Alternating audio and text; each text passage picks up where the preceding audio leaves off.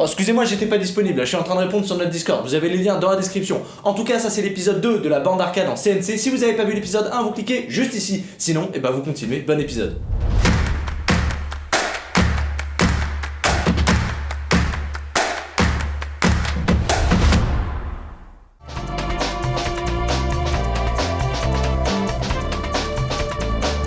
Alors on s'est fait avoir parce qu'on aurait peut-être dû poncer le bois avant d'appliquer la peinture noire, parce qu'au final, c'est allé un petit peu profond, il a fallu poncer de manière très fatigante, mais le résultat, il est là. Le fail, le méga fail.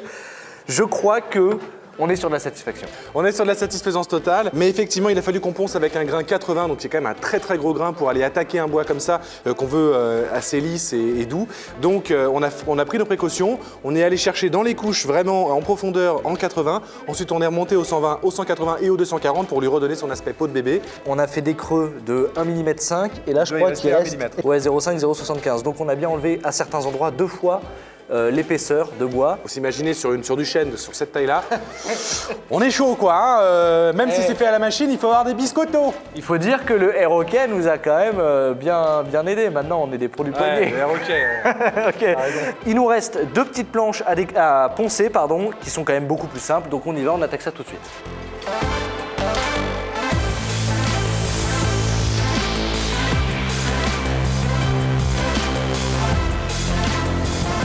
Toutes les étapes les plus laborieuses sont maintenant passées, c'est-à-dire... Laborieux, c'est un bien faible mot. Bon, maintenant, on a un plan juste ici qui s'affiche. Attention, tracking. Et pourquoi t'as piqué mon tracking? Je suis trop un rebelle. Bref, c'est notre plan de coupe. Évidemment, c'était de l'infographie, donc il nous faut quand même un téléphone pour le voir. Donc, on sait où est-ce que tout s'enclipse. Donc, on va essayer d'assembler dans le vide comme ça, voir ce que ça donne. On va tester. Si ça se trouve, rien ne se clipse, rien ne correspond. Rien ne se clipse, rien ne se perd, tout se transforme. Exactement. C'est les frères Poulain. J'avoue que c'est un peu inspiré de Lavoisier, mais juste un peu. Sur ce côté-là, on a un écran, un joli clavier fraîchement poncé. Oui, messieurs, dames. Après, il y a ça. Bah, il faut tout faire. Hein. Ça, c'est les compartiments à manette. On est bon? Ouais. Ouh! Bah, c'est pas si mal. Il nous manque juste cette planche-là. Sympa. Vous l'aurez vu, vous l'aurez compris, c'est absolument nickel. On est dans un résultat totalement optimal grâce à la CNC. On est pour le coup, cette fois, je vais le dire, et c'est vrai, au 10e de millimètre. On pourrait même mettre le pied à coulisses, c'est certain, on a cette précision-là. En tout cas, ce qui est sûr, c'est qu'il va falloir que maintenant, on découpe un capot pour le dessus et une plaque de fond pour le fond. Parce que là, je suis pas censé mettre ma main, quoi. Ah ben justement, on la mettra en dernier parce que c'est grâce à ça qu'on pourra faire toute l'électronique et mettre tous les composants par le fond, par le dessous. Il est aussi possible qu'on réfléchisse à un système amovible pour enlever la planche de dessous pour pouvoir évidemment accéder à l'intérieur. Donc il restera aussi cette planche de dessous à faire. Donc on est reparti sur des découpes CNC.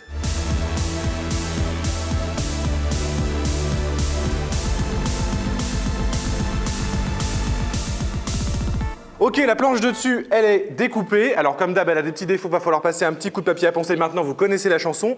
On en a profité pour mettre à l'intérieur la marque by les frères Poulain. On aurait dû la faire à la main normalement, mais vu que c'est un épisode spécial CNC, forcément, on n'allait pas se priver. Voilà, il fallait le faire à la CNC. La marque évidemment sera à l'intérieur, donc elle ne sera pas visible. C'est juste histoire de laisser une petite trace. Et donc on va pouvoir la placer sur le dessus de la borne. Ce qui fait qu'on a quand même une borne plutôt bien assemblée, plutôt visible.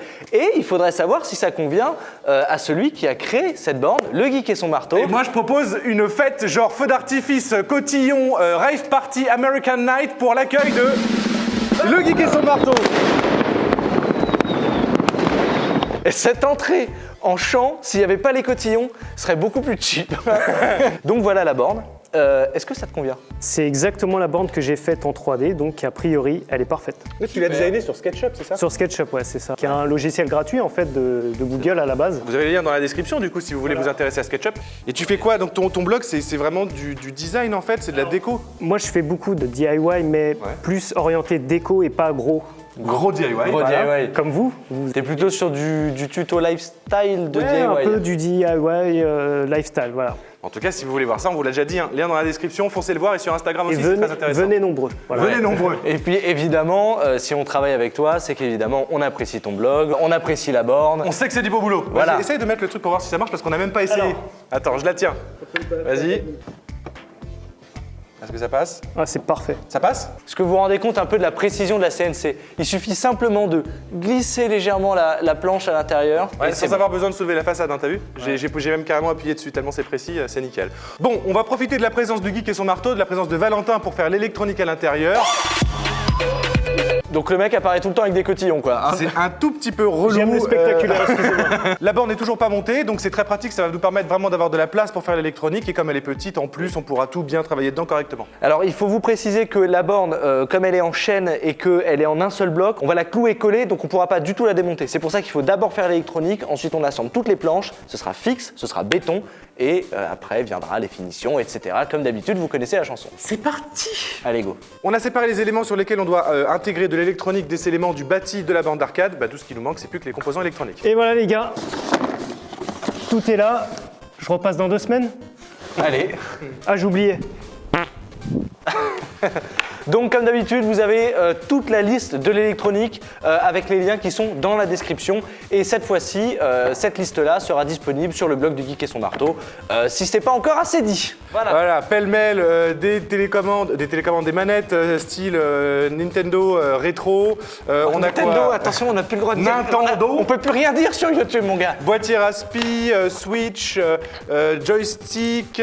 On a quoi? On a des enceintes avec des grilles. On nous a même fourni la petite multiprise, tu vois. On est nickel, confort, on est hein. bien. Franchement, pour une fois, c'est pas à nous d'établir la liste, c'est plutôt confort. Quand on a construit notre première borne, la première vidéo de la chaîne, ces petits interrupteurs-là, on les trouvait pas partout sur Amazon. Maintenant, ça a envahi la plateforme. Il y en a de toutes les couleurs, de toutes tous les les prix. formes, de tous les prix. Il y en a même avec des LED à l'intérieur. Ouais, c'est super sympa ça. Qui clignotent. Enfin, c'est vraiment ouf. On ne sait pas si ça rentre bien dans les trous. C'est le moment surprise. Est-ce que Valentin a bien bossé? On teste? Vas-y, Allez, je mets un petit, tu mets un grand. c'est parti. Hop là. Et bah c'est parfait. Allez, on part en timelapse, on met tous les boutons. Et comme vous pouvez le remarquer, nous bénéficions de l'aide du geek et son marteau dans cette tâche courte mais fastidieuse. Viennent ensuite les joysticks de contrôle. Eux, ils sont vissés parce qu'ils vont souffrir durant les prochaines parties de jeu.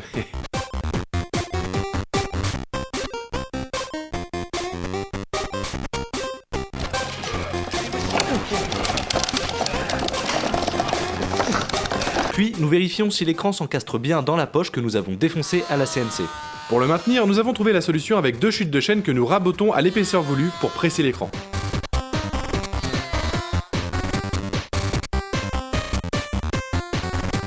Ça s'adapte pile poil. On en profite et on passe au câblage électronique directement. Après ça, on sera enfin un peu tranquille. Ouf.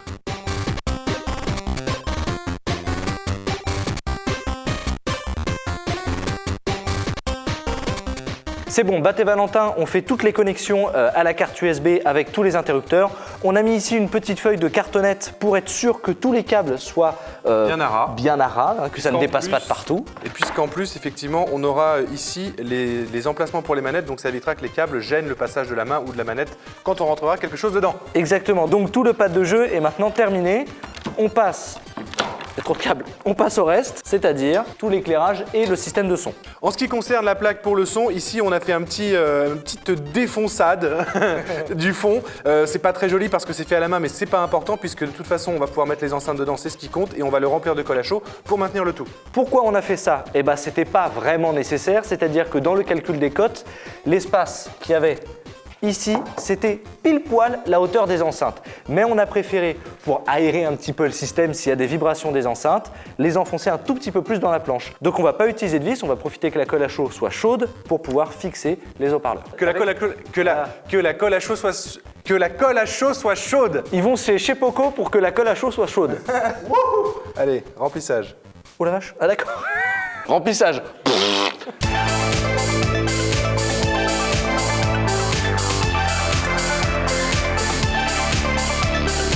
Bon, ça a l'air sec. Ah. Bonjour, je m'appelle Baptiste.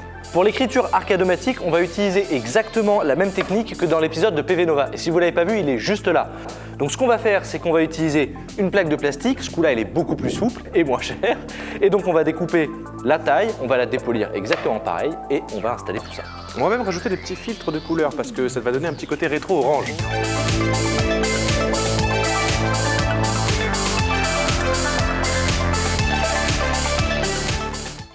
Notre film dépoli, sur lequel on vient rajouter ce qu'on appelle une gélatine. Donc ça vient filtrer la couleur pour donner un effet jauni. Filtrer la lumière. Filtrer la Pour lumière. sortir une couleur sur le spectre lumineux. Voilà. Tout ça pour éviter d'avoir l'effet blanc, lumière du jour, alors que c'est en chaîne, donc vaut mieux qu'il y ait un petit aspect patiné, un petit aspect rétro, c'est plus sympa.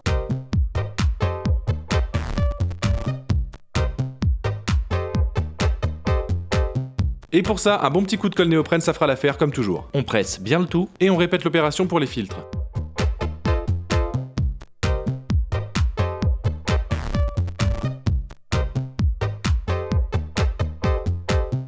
Ok, maintenant qu'on a terminé le marquis, c'était la dernière chose qui nous restait à faire vraiment à l'intérieur et qui ne sera pas accessible par la suite. Maintenant, on n'a plus qu'à assembler le tout pour faire le haut de cette borne d'arcade. On va utiliser des clous et de la colle à bois.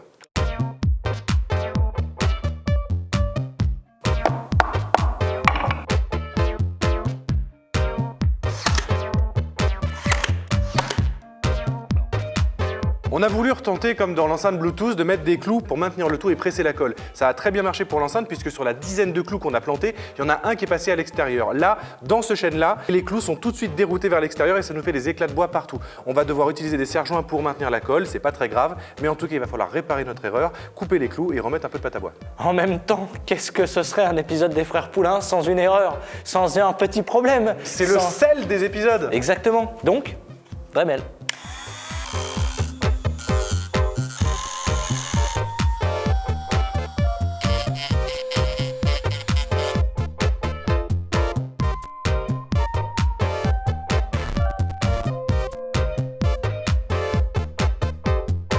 Là, les fibres sont pas dans le même sens, donc on va quand même faire une dernière tentative de clou parce que c'est vraiment très pratique. Et puis si ce coup-là ça marche pas, on arrête, on abandonne. Donc là, la cloueuse, ça a marché. Il y a deux raisons potentielles à ça. De un, cette partie du bois était plus tendre, donc le clou est rentré plus facilement. Et la deuxième raison, qui me semble la plus probable, c'est tout simplement que le clou a été enfoncé dans le sens de la fibre du bois. Et donc il a été vraiment guidé dans son logement, dans son emplacement, à la verticale. Et là, on a retiré après quelques minutes les serre-joints. Ça tient super, c'est trop bien le chêne, c'est hyper solide. J'ai vraiment l'impression d'avoir un bloc taillé dans la masse, quoi. Il nous reste donc à placer à l'intérieur les strip LED qui feront le rétroéclairage. C'est un strip LED un peu particulier parce qu'il est USB. Donc on va pouvoir directement le brancher sur le Raspberry Pi et on n'aura pas 15 000 alimentations et devoir mettre un gros boîtier, etc. Ça va aller au plus simple. Ouais. Et comme on n'a pas confiance dans l'adhésif du ruban LED, on ajoute quelques points de colle cyanoacrylate pour renforcer le tout et éviter l'arrachement avec le temps.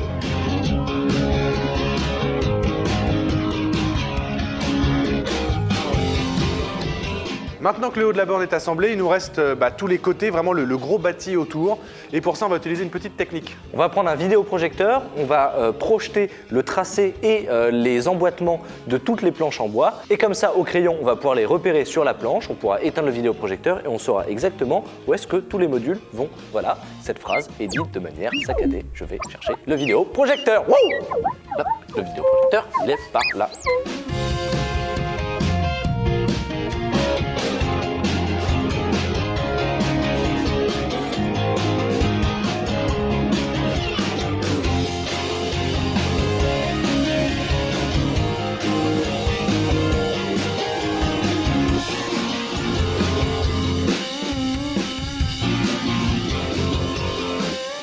Bon, maintenant qu'on a eu notre super technique du vidéoprojecteur et que tout est bien marqué, on n'a plus qu'à poser le côté de la borne comme ça à plat et on va commencer à la monter sur la tranche. On va surtout voir si ça correspond, parce que bon, normalement oui, mais on ne sait pas.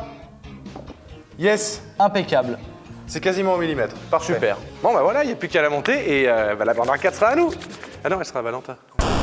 La semaine prochaine, c'est le dernier épisode et autant vous dire, on va envoyer du lourd. Partage cette vidéo si elle t'a plu, n'oublie pas le petit pouce en l'air qui fait bien plaisir. On vous embrasse, à la prochaine. Oui, Ciao. mais ok. À mort. Ou c'est parce qu'on vit à 3 mecs dans un atelier depuis 1 an et qu'on est bloqué et qu'on n'a plus de vie sociale. Voilà, donc il reste plus que nous.